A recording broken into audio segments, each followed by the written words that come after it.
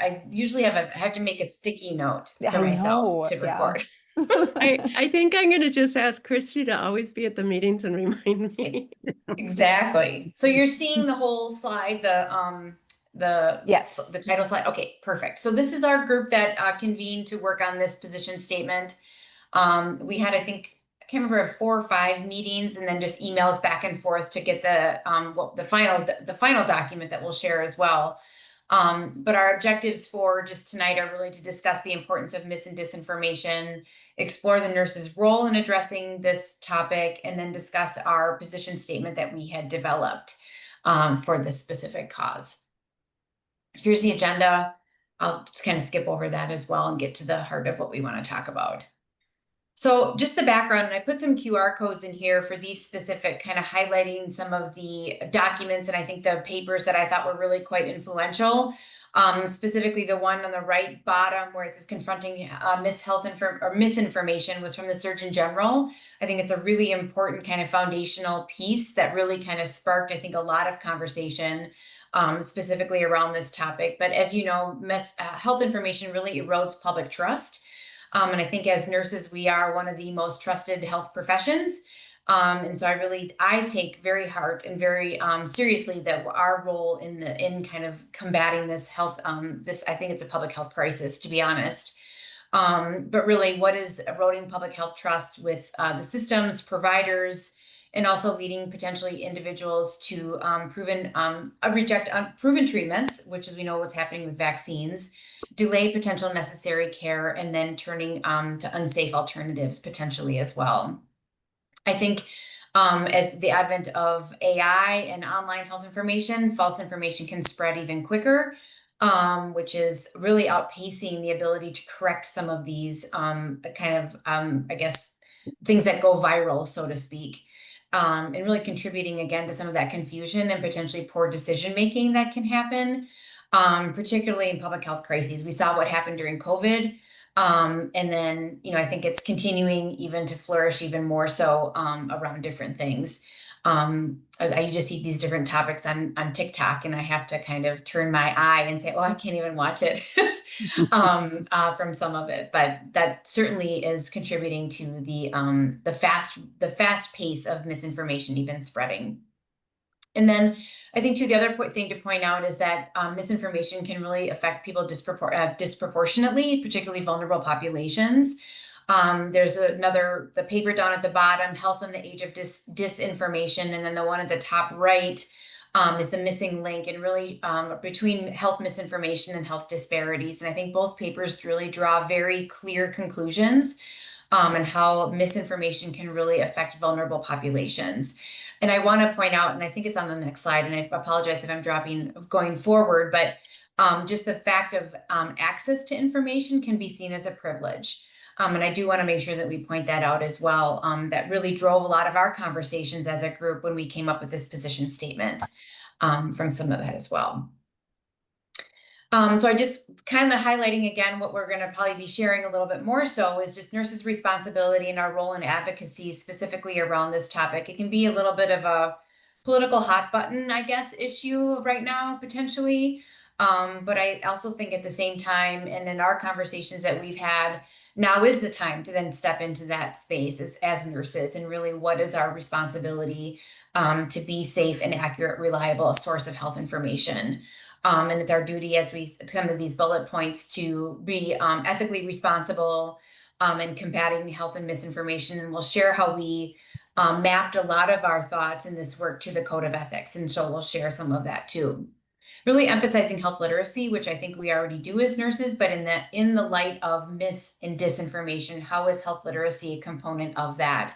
And again, our role as nurses to promote better practices around health literacy, to really combat misinformation from that perspective. And then really what is our position around collaboration and advocacy, really requiring coordinated efforts, not only from nurses, but then to partner with professional organizations, health systems, academic institutions, and really digital platforms to really addressing misinformation. Just to kind of then go back a little bit to some of our definitions and how we decided what was our definition of mis and disinformation, is that misinformation is the information that is false, inaccurate, and misleading according to the best available evidence at that time. But then disinformation, which is slightly different, is misleading content that's deliberately to be spreading or deceive people and to really for secure economic or political gain, to really for potential causing public harm. So it's slightly different, although people can use them interchangeably. Our definitions were slightly different, and we did want to make sure that we point that out. And then the third kind of bullet, which I've already addressed, but just really looking at it from a perspective of equity and privilege, and that some groups have access to information and some may not. And that in and of itself is a disparity. But then everybody should have access to equal information in order to be successful. And again, that's a privilege of correct and accurate, reliable health information. And it's really can be seen in a social cultural kind of justice component and lens. And in our information age, it's even more critical that we have a keen eye on our groups being accessing information differently, and as a potential component of social context, I think of social justice and access issues. So how we drew this then to the code of ethics. And so around this time when we were kind of thinking of this idea, the code of ethics was then the 2025 version came out. And we thought, what a great opportunity to take our idea and our lens of mis and disinformation, and how does that align with the code of ethics? And can we use the code of ethics as our platform to really then go and talk about this work? And really, we have a responsibility then using our code of ethics, and it is mentioned in the code of ethics as well, but really aligning our forces with the topic that we had thought of, especially when we think about autonomy, privacy, accountability, and our responsibility as nurses, to really make sure that we are upholding that component around access and information. And so you can see the last part is that it reaffirms our profession's commitment to promoting health, preventing harm, and advocacy for equity and truth of all forms of care, and I think of all forms of information as well. And that we're really bound to combat misinformation, uphold the evidence of best practices, and protecting the dignity and rights of individuals in all settings. So I think it's really behooving us to, with the new code of ethics that was released, and I'll in a second, I'll turn it over to Martha to give a little bit more of her insight, really working with this specific document. But it got me more excited and more interested in, I think, our code of ethics and how it can really be a great platform as nurses, that we have this document to really support our work, and in times when things may feel like they're coming into question. I'll just say that. So examples from this statement, for specifically, we use provision 3, which states that nurses establishes trust relationship advocates for the rights and health and safety of the recipients of nursing care. And this, our rationale for selecting with this, is that we combat misinformation, and it's central to our role in patient care. Misinformation essentially in healthcare can have negative consequences and impact individuals' decision-making, maybe treatment adherence, and overall well-being, which I think is what we uphold a lot as nurses. We want well-being for all. And I think we really play a critical role in fostering that strong nurse-patient relationship to build that trust that we are so known for, and creating safe spaces to make individuals more recipient to accurate information as well. And then I have a QR code specifically to our statement if you're so interested, and it's on the website, our MNORN website. And then in that document, we also did provide some scenarios as well, that we were thinking of what would, if I was in clinical practice at the bedside, what would I get stumped on what I would say to someone if they came with me with potentially misinformation. I don't want to be combative, and I don't want to be, make it. I don't want to be condescending, I guess is the other word I'm looking for. But like, what are some tools that we can give in specific examples that may come up? And I think of the vaccine information, which probably would come up frequently. Or hey, I saw this on TikTok. How do I, what do I say in return when I know it may not be so accurate information? So our document, we wanted to provide some like hard examples for individuals to read through as well. And we can pull those up later if we so choose to. And I'll skip this discussion question for now. And I did want to point out that the University of Minnesota, we are hosting a Code of Ethics event October 30th from 5 to 7 p.m. It will be either on, I think you can access, we'll have Zoom, but also in-person options as well. So if we'd love to have you come to the Benson Center on campus, and we will be there. And the link, if this is I can send these slides out to Kathy if you want to share them with broadly. That is a live link, but I can also put the link in our chat here once I'm done sharing the slides. So there's that. I wanted to make sure I pointed that part out. But I'm going to go back to the Code of Ethics, and I'll ask Martha to say a few words on the Code of Ethics in and of itself, and then our work with this specific document. That's your mistake, to ask Martha to say a few words on the code. So the question is, what does the code say? That was part of our small group discussion. And so I went back to look at the code, which I keep under my pillow, and found that the entire code addressed. Oops. So addressing misinformation and disinformation is non-negotiable, as is the entire code. So we can't sit back. Yeah, we're getting some background noise from someone. I think if we could all mute. I'm just on I turned my phone off, I think. Is it okay now? Yep, great. Yeah, addressing it is non-negotiable. We must address this, and we must address it every place we see it. The values are the same in nursing, our values when we're practicing with patients, and they're shaped by expanding knowledge, scope, and context. And it's this context that so easily came through your presentation just a minute ago that could be on TikTok, could be on this. That's amazing to know how much social media is spreading disinformation. And often it is misinformation, it's intentional, but other times it's ignorance. So I'm going to jump to 1.3 because I can't resist saying this, and that is, for some, ignorance is their preference. And that to me is very scary. However, if we put that preference in the same place we put every other preference, we must respect it. And so our comeback to people who say crazy things to us, that I was told if I drink cranberry juice every day, I'll have my baby will be a boy.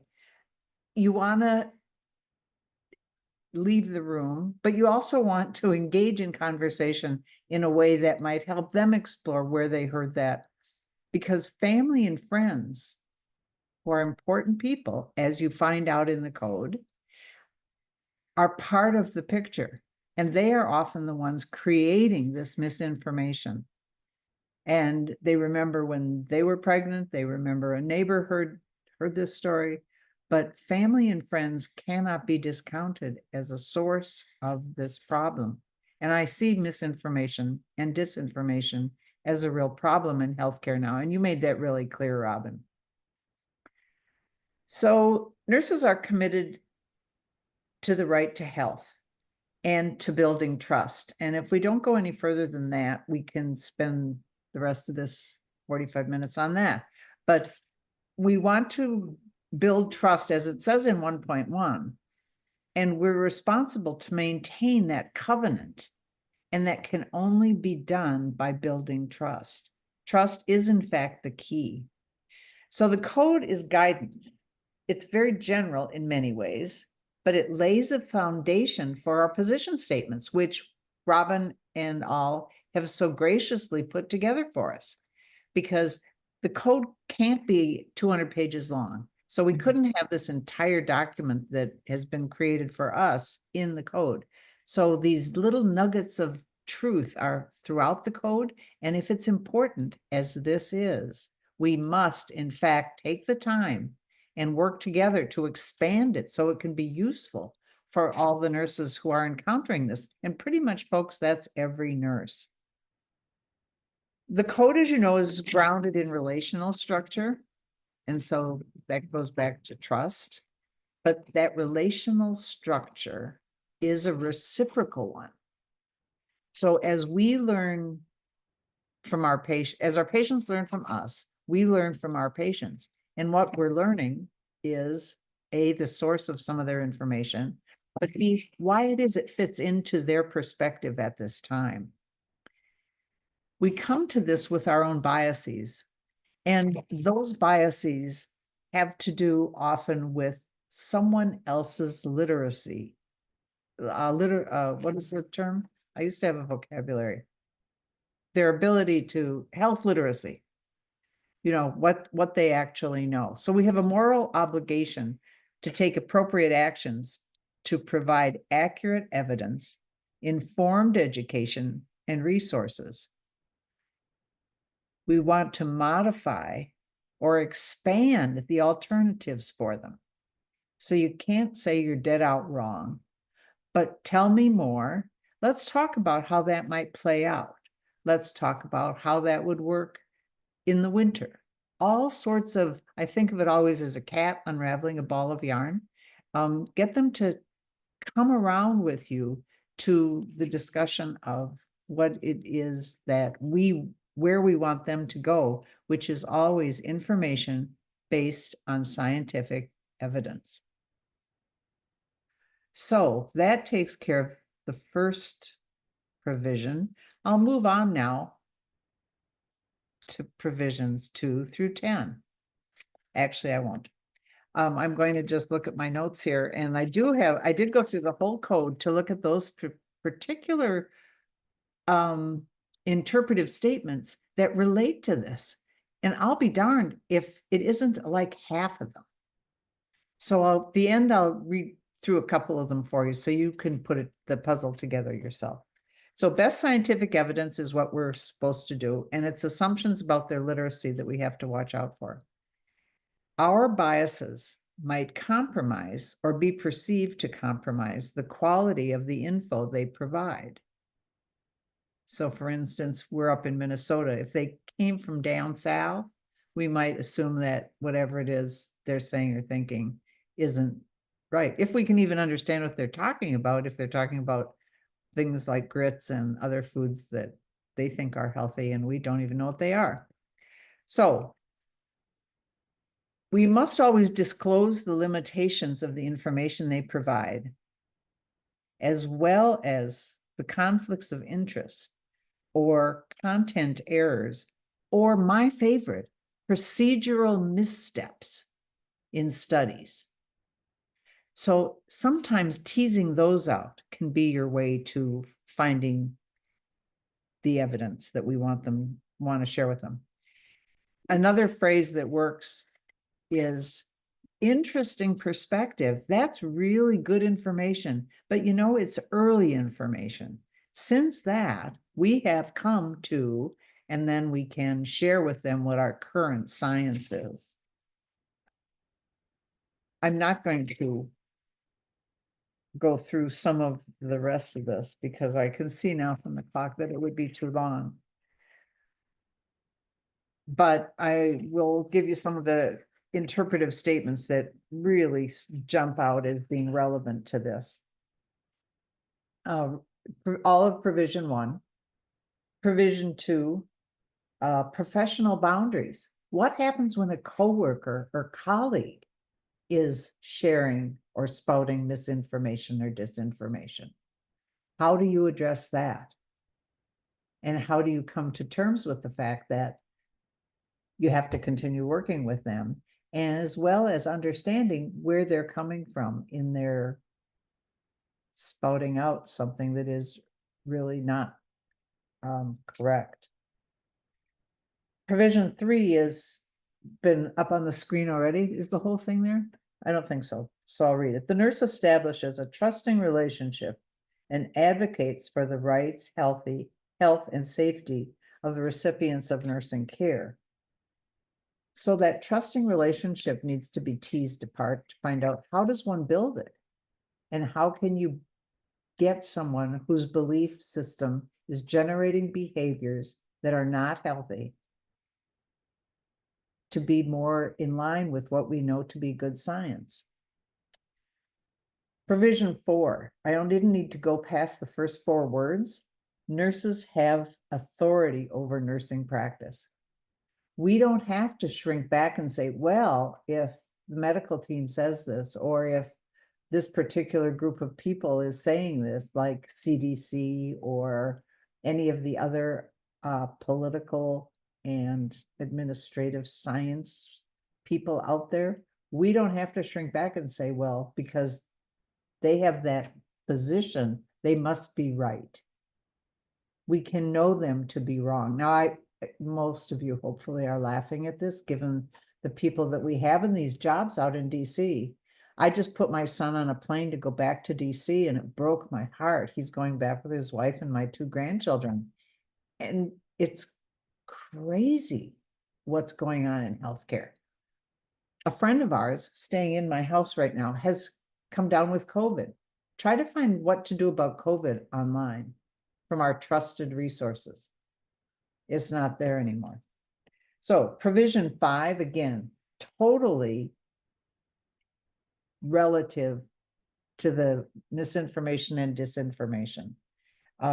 Integrity and professional competence. We must be competent to know what are the sources of this information and be able to access them ourselves, as well as tease them apart so we can capitalize on those elements, those nuggets that are true, but discount those that are not.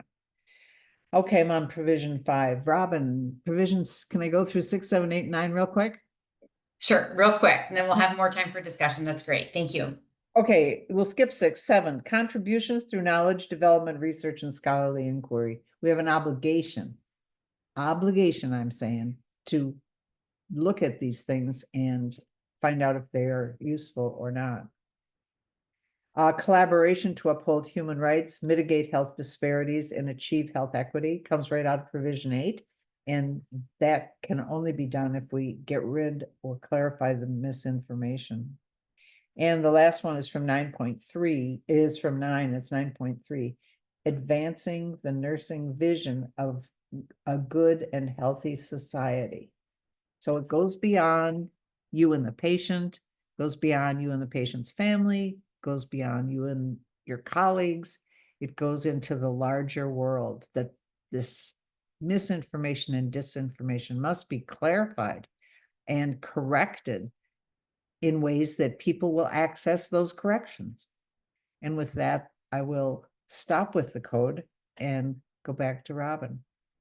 Thank you so much for providing that context. I think it's so great to see the details of the code of ethics and how it really plays for this specific topic. I think that's relevant to a lot of it, but I've also, not just with the code of ethics, but I've been exploring the code of ethics and how it relates to potentially AI, which is a totally different topic, but it still applies of using the code for our profession, and certainly mis and disinformation is part of that. So I will also turn it over to Christy and also Kathy if you guys have other feedback of the specific position statement, our conversations that we had in development of it. It was a great experience. So if anyone's considering doing a position statement, I highly recommend it. So go ahead, Christy. Yeah, so my name is Christy Waltz, and I just want to thank Robin for all of your amazing work with this and spearheading the whole thing, and everybody else who was involved, and for and Martha for really grounding us in the code of ethics. And I do think that that is a really helpful, like I said, grounding point and foundation to develop these kinds of things. And it's also helps when we're trying to disseminate that information to our colleagues and things like that. I mean, that may go without saying, but I think that that's really helpful, is like, well, this is in our professional practice code of ethics. And I also just want to recognize that this issue of misinformation and disinformation has been probably an issue of all time. And it's just accelerated like exponentially with the advent of all of the types of social media and different things. The access to information for some has just gotten much faster. I just remember working even before nursing. I worked in on the family planning special projects grant with the state of Minnesota in an FQHC, and I got to hear all sorts of different things because that was about like family planning and STIs and things like that. So it's certainly in that arena we do hear a lot of stuff, and I think that that also brought to mind the idea about health equity and social justice. And if we don't, another impact if we don't address these things is perpetuating not only the misinformation, disinformation, but any type of harmful information about maybe groups of people or something like that. I think that's another reason that for our obligation to address these kinds of things. A couple things that I'm really proud of with this document is one, that it's relatively short, as documents in, related to evidence-based or evidence informed practice goes. And I like how it's sectioned in providing the definitions with this, I think are so important. And I'm glad Robin addressed the main ones, but please, if you haven't yet, please do look at all the different types of definitions that we included related to this. We do have the code of ethics in there. The whole outline is really great. A specific piece that I'm really proud of as being a person who is not providing care at the bedside is that we really were mindful to include all, as many types of care that nurses are involved in. And so I think that was important too. Along with that, we looked at, I'm just kind of looking at my copy of the different types. We included, as Robin said, some different scenarios. And I just wanted to point out that we're very intentional with language in those scenarios. And if you do have any feedback about that, I think that would be helpful. But for example, and I think one of you mentioned it too, but like when we're having a conversation with people, to just say that this is the way, that's a conversation like stopper. But, or something I hear a lot is, I completely understand how you feel, or I understand where you're coming from, whatever, but that's not really accurate in most cases. So we were very intentional, like, I can understand how you would be concerned, or that you would be concerned, or something like that. So really being, looking at those words and really understanding kind of how that might work better in a conversation than something that might be a conversation stopper instead of continuing. And I really loved that Martha brought up the idea of the reciprocal relationship with trust. I think one thing that we need to keep in mind is that because we can't take lightly that we have earned being a most trusted profession. We may be the only ears that someone may say this thing that they heard. And if we don't address that, then who is going to? That person may think that we are sort of, by not saying a response, that's also a response. So maybe we are saying that, okay, to them in their mind, that, well, they didn't say anything about that, and so maybe it's not a big deal or something. But I think that's really important, to just really value that relationship that we have with folks, and that we may be the only ear for something, that they may not they may not tell a physician, or, look for information anywhere else. And then let's see, I wrote a couple of other notes. And then the other thing too is that we really wanted this to be practical. So we had the sample conversations or scenarios, but then we also have a number of resources. There are kind of a lot of resources in this area, or like examples of other statements that have been written in this area, particularly around the time of COVID. So I think that this whole document hopefully can be a great resource for everyone, and please pass it on. And if you have other feedback, I'm sure we would all just love to hear it. And then other people who might want to say anything about the creation of the document. It was a great process, and part of what we wanted to do today was get through it kind of quickly, and then have time for conversation. Thank you. Thanks, Christy. I'll invite Kathy or Sarah if you have any additional things to add as well. I'd love to hear from you. Well, I think that I agree. The process was wonderful creating it, and it really got our brains working. And It just this last week, the Kaiser Family Foundation had a analysis that said that it isn't so much that people don't know that they don't want vaccines, they don't know who to trust. And so that being the profession that's most trusted means that we have to step up Step up. and help there. Um, but I think it's hard too because we're not used to talking to people we don't agree with. We have a segmented population now that mostly we talk to people we agree with. And so the scenarios, I think, are a great way of thinking about how to have those conversations. And then in the resources, Robin found this great app called Cranky Uncle. Yeah, it's And fun. the cranky uncle is very cranky, but he actually helps you. It's a free app and it's in the mentioned in the resources, but it really kind of leads you through how to have those conversations. And so I think the more we practice and the more that we make ourselves vulnerable to have those conversations, the better off we'll all be. And I have to take that to heart because um, got some people to have covered. My family is a kind of split, so we have some opportunities for that. Um, and so anyway, I think that's all I have to say right now, but I yeah. think I just want to say a quick thing about Cranky Uncle. One thing that might be beneficial from participating in that is that it kind of also helps you to think about how another person might think or come to the conclusion that they came to. So Right. I found that kind of interesting as well. Yeah.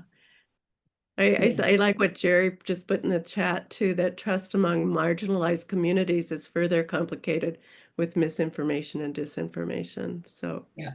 it just perpetuates that. Yeah.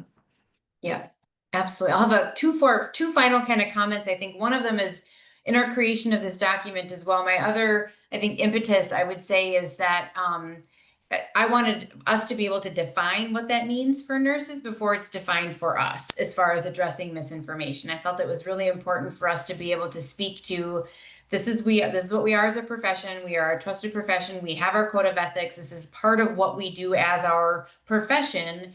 And I wanted us to define that before it's defined for us. That was kind of my other kind of in the back of my mind, my other thought process with this work as well, or any position statement for that matter.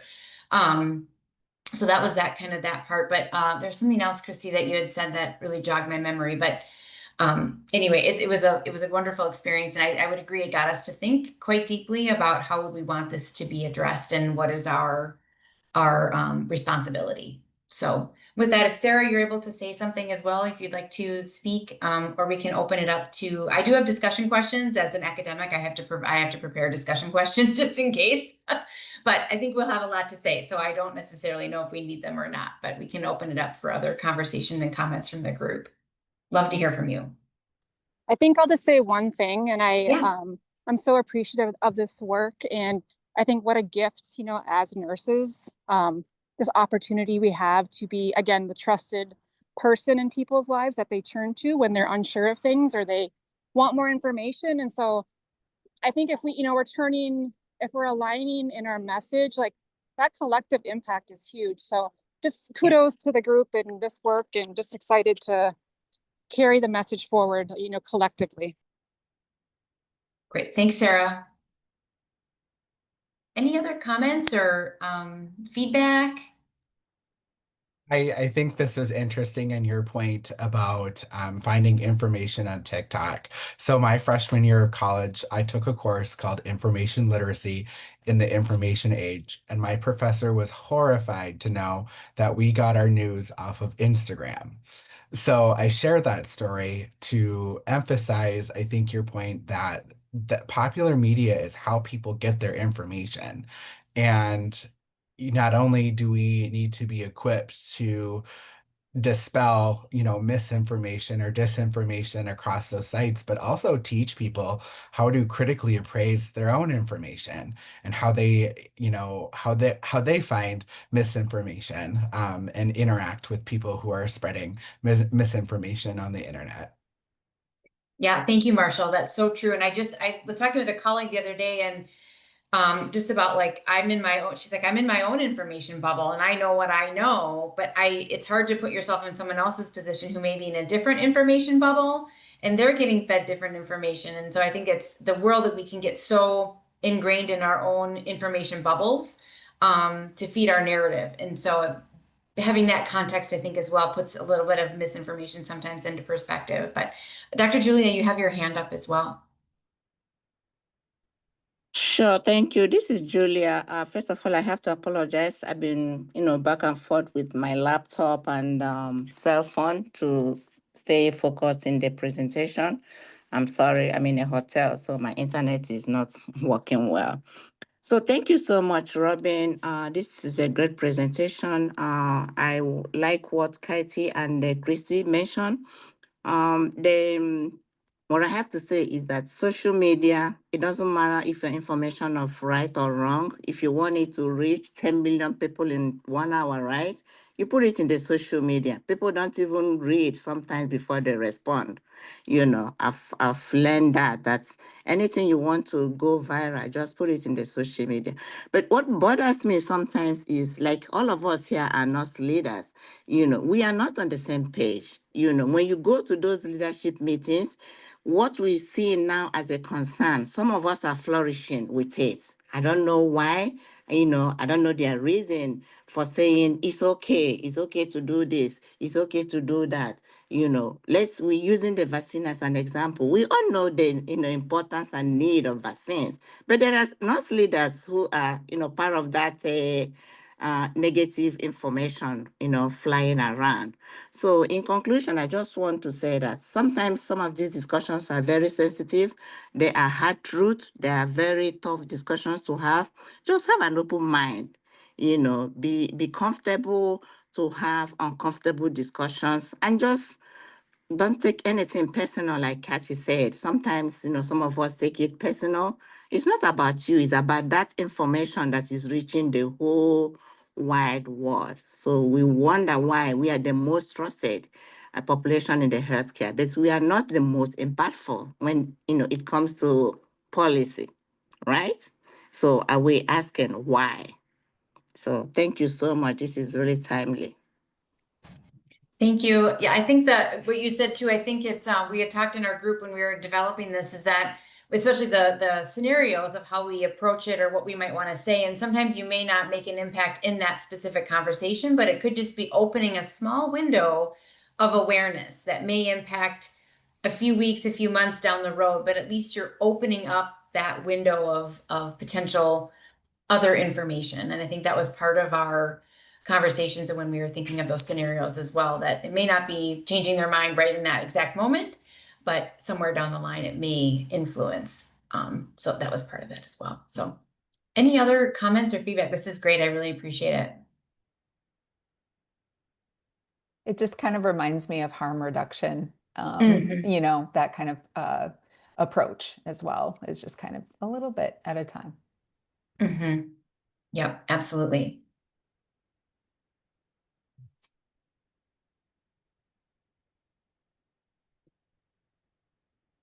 And if we need to, I could put a couple the discussion questions that I had created in the chat. If we wanted to kind of go through some of those as well, we could certainly do that. Yeah, I think that'd be Christy, you great. had unmuted. Go ahead. Yeah, I was just going to say, I think that'd be great if you could just put them in the chat. Sure. I'll just do one at a time for right now. And could we also speak about disseminating this position statement perhaps throughout ANA? We talked about that, but I don't know where that is. So I have sent it to every executive director of every state nurses association in ANA, and talked about it to some, but I did send it out to everyone. So all the states have it. Great. Did you get Thank any you. specific feedback? Oh, sorry, Martha, go ahead.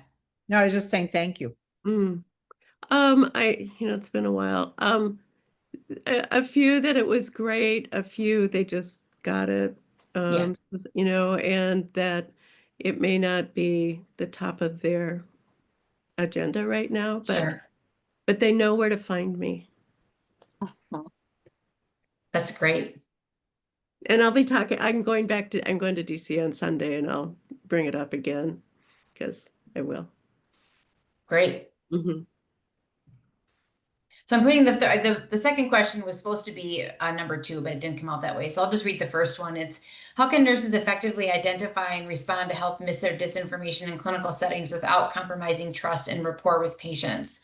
I know we kind of addressed that a little bit here. I think that's just the biggest thing I get kind of stumbled upon. You don't want to be rude or, like I said, combative, but you just want to open it up the conversation of, I hear you.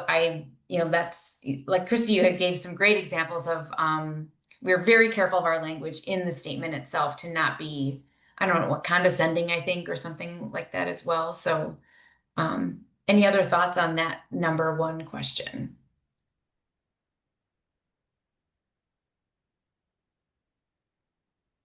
I just keep thinking about, our friend Molly who passed, and that her, as the care team was helping them with the transition to comfort care, it was like, it wasn't, giving like a lot of information about comfort care. It was like, tell me about your mom. Tell me about Molly. Where did you, to Molly's husband, where did you meet? What things were important to her? And kind of letting a conversation occur, which I think we have a really hard time now because we think that we have to move on so fast. But to give people the opportunity to think about it, whatever the topic is, in a bigger context, and in a context that fits within their family system. I would agree. I think there's a lot to be said for that relationship building so that you understand even some of the metaphors that they would be more connected with, so that you can attach meaning to a metaphor that they understand, whether it's plumbing or I mean, I can't think of another thing offhand, but it's sort of creating that connection to something that they understand, and the information then fits better within their framework when we're connected and demonstrate that we understand where they're coming from. Mhm.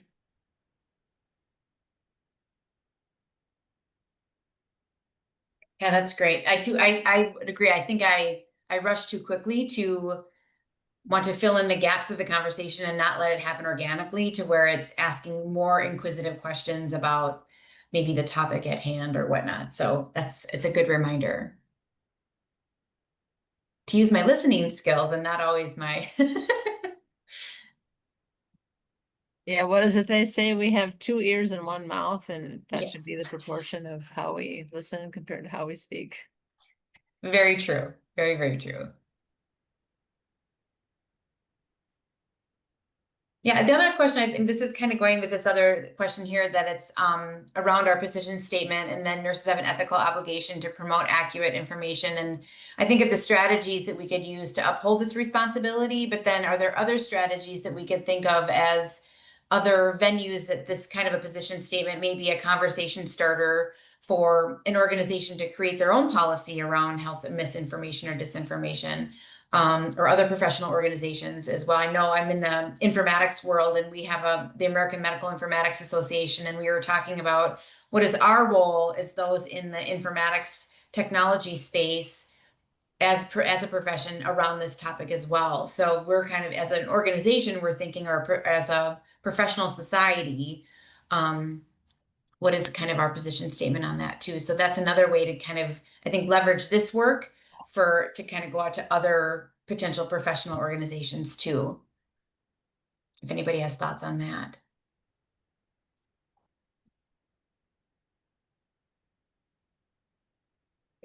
Yeah, I was just thinking about some of the letters we've been asked to sign on to lately, and which are great letters, but this would be a great reference to include in some of those. So just kind of getting it out. Yeah, great example. And I wonder too if some of our state legislators would be interested in kind of sending this. I don't want to be a cold calling, but we can. And just this is what we've been working on as a profession within our state, as part of that work too.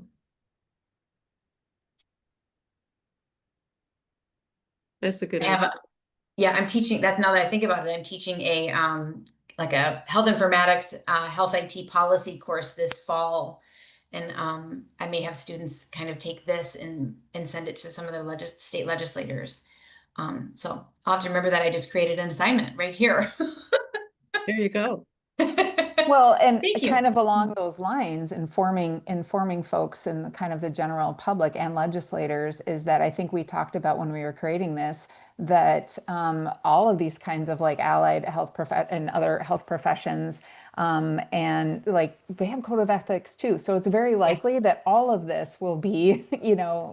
very applicable to any adjacent field or anything related to health. And so I think that that can also be the statement to the legislature. Like, here's an example. Nurses are one, but everybody else too. Yeah. Yeah. Yeah. Great point.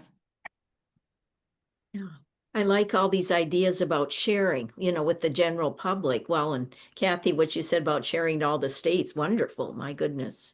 As a retired nurse, I know some people know I'm not doing nursing, but to have documents like this available and it sounds so good, and how could we share it?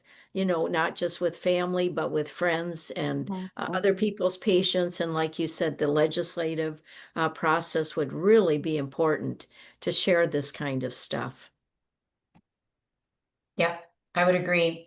I know we're thinking of here, I'm thinking of our state, but then even within the US, I traveled abroad earlier this spring and this topic was even brought up with some of our international colleagues. And so I could even see this going and sharing potentially even globally, like how are we as a profession internationally working with this topic too, because their country was dealing with something very similar that we are. So that has potential, I think, as well to think about. Good.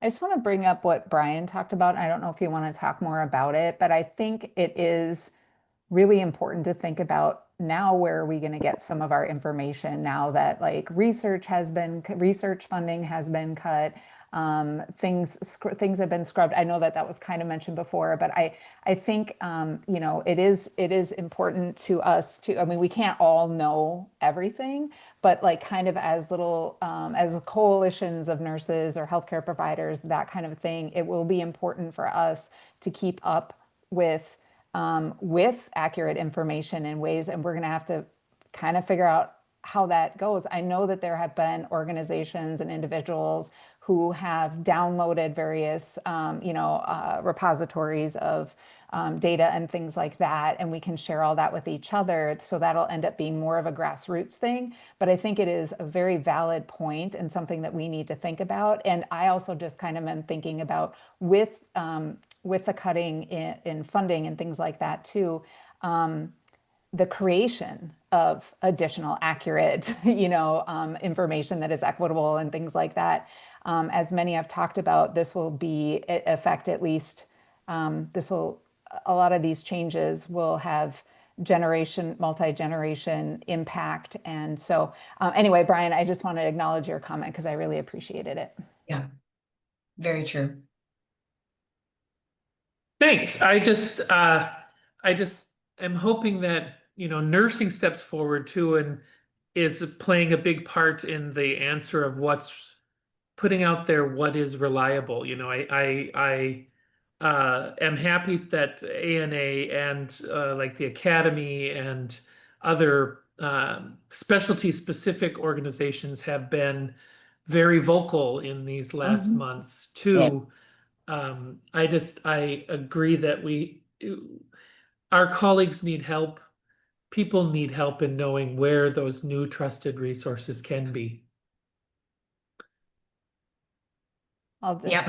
I'm not sure what the answer is. well, and I do just want to say, Robert Wood Johnson Foundation has been pivoting a pretty decent amount and now is offering some rapid response stuff related to health equity research in particular. So I posted that on my LinkedIn, but you all probably can just look it up on there. They've been a great organization to watch as far as being able to pivot with some of their funding and respond quickly.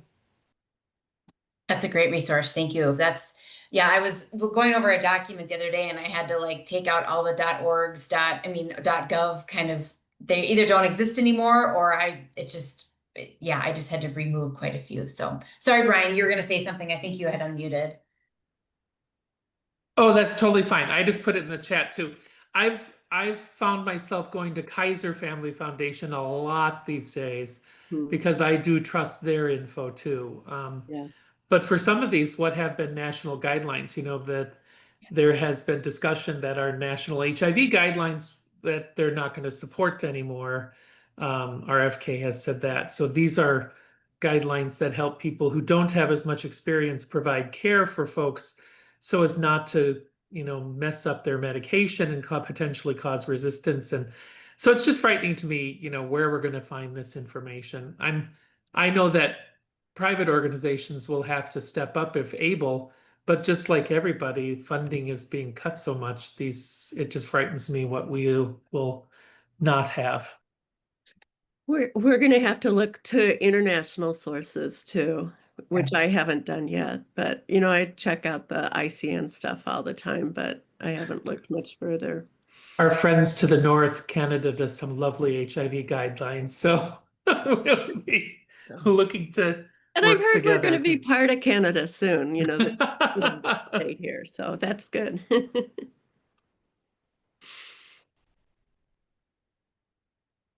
Well, this has been a great conversation. I really appreciate the time to be able to share this work and have, and again, I thank you to everybody that was part of creation of it. It was a really fun experience. And I think more position statements like this are at this time maybe needed. And so it's really been great work to see policy in action, I think for me was exciting as well. So thank you for the great conversation.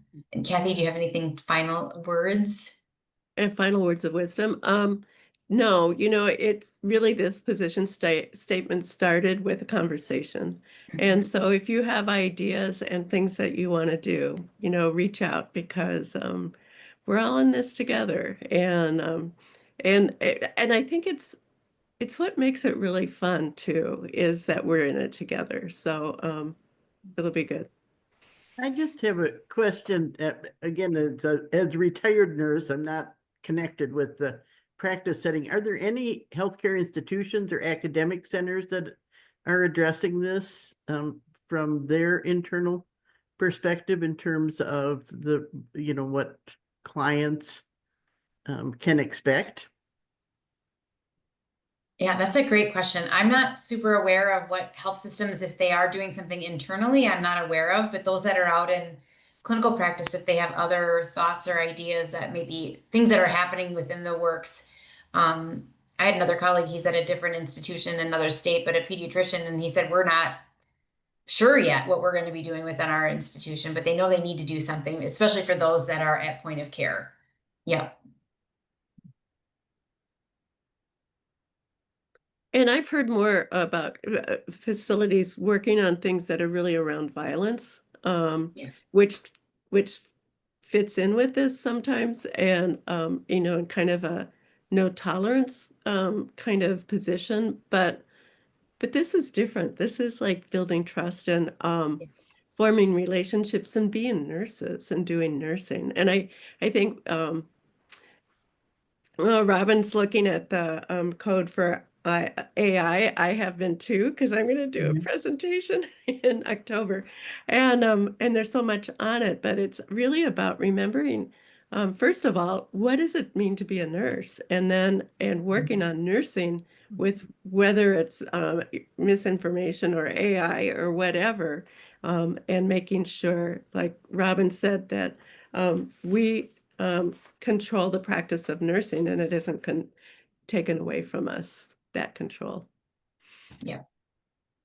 I watched, okay, this isn't nursing, but I always think everything is related. I watched part of a hearing today that was, two lawyers and a judge, and the judge and one of the lawyers was questioning the other lawyer about his brief. And basically, like, to cut to the chase, it was, it was clearly done by some type of maybe like legal related AI or something like that. But like things that were cited were not even cases, or they weren't like attributed the correct way. You know, just there was all sorts of problems with it that made it very obvious because both of these folks and their like team had looked up these things. So he was going to be referred to the board and then also like contempt of court and other things. So it will be interesting to see, but again, I'm sure that they have a code of ethics too, of like, how am I, you know, and like the obligation to their clients and the public and everything. But it's something to just think about. It is related to misinformation and disinformation with how they were working with their clients and the public and everything else. But I just wanted to say that because I think we'll see more of that kind of thing. And we have an accountability to the public and our patients, whoever they are, you know. Yeah, great points. Well, thank you, everyone. This is really, really great. And thank you, Kathy, for the opportunity to come and present tonight as well. So thank you. Thank you so much. And good last week of summer. Yeah, I hope everyone makes it to the fair. I left some food when I was there today, so there'll be plenty to eat. Have a nice evening, Thank you, everyone. everyone. Thank Thanks you. for Thank you. coming. Thank you. Thank you. Great Bye. presentations. Bye, everyone. Good night, everyone.